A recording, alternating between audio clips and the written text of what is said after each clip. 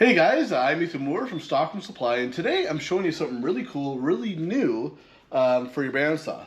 This right here is called a joinery blade.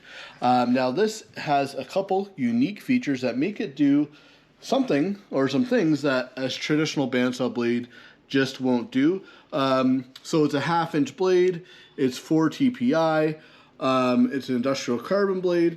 Now the thing that makes it unique is its kerf. It has an incredibly thin kerf. It's nearly kerfless.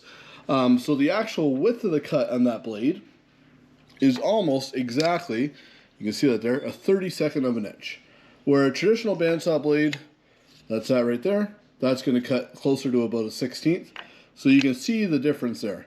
Now why would you want something like that? Well, there's going to be certain applications that really thin kerf blade will come in really handy.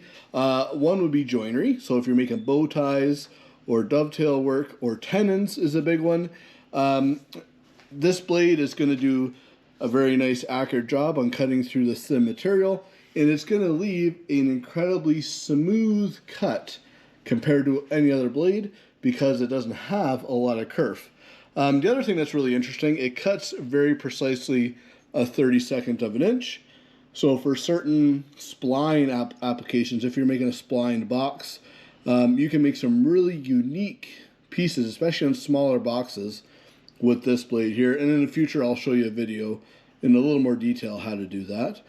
And the other thing that you can do with it, which is really fascinating, is you can resaw. Now, this is not a traditional resaw blade. So you are not going to use this in most resaw cases. You're not going to cut anything wet. You're not going to cut anything taller than 2 inches. This blade, because it doesn't have a lot of set, it doesn't have a lot of kerf, it does a very, very poor job of removing the chips from the inside of that cut. So if you have something that's wet, it'll just gum up, you'll start burning. If you have something too tall, same deal, you'll get a lot of burn marks and you'll end up scorching the blade. It won't be any good.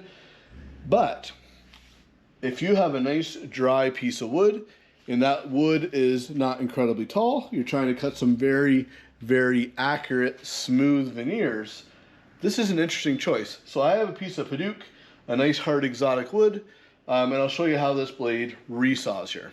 Okay, so I got the little ripper set up here to do a little bit of resawing with my joinery blade, and I've tested this a little bit. I got it dialed in with this Micro Make stop block, and honestly, I don't think I've ever cut a veneer quite like this. It's pretty cool.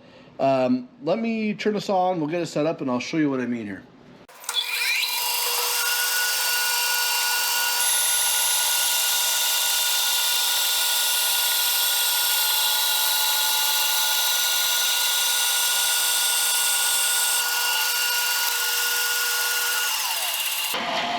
Alright, if you look at this cut here, that's directly off the blade there. That is an incredibly smooth cut. Just because that blade has so little kerf, it's cutting very, very smooth. And that is precisely a 32nd of an inch. So if I'm doing inlay work or splines, that's going to come in really handy. So I was able to dial that in really, really good. Now, like I said, this is not a traditional resaw blade. This blade here is good for a resaw if your wood is very, very dry.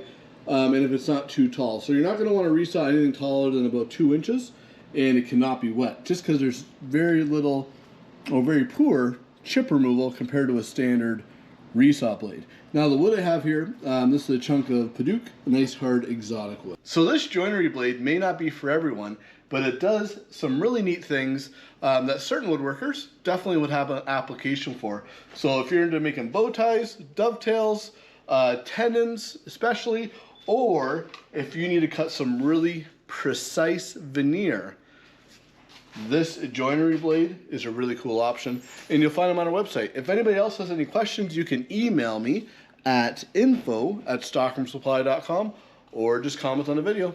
Thanks for watching.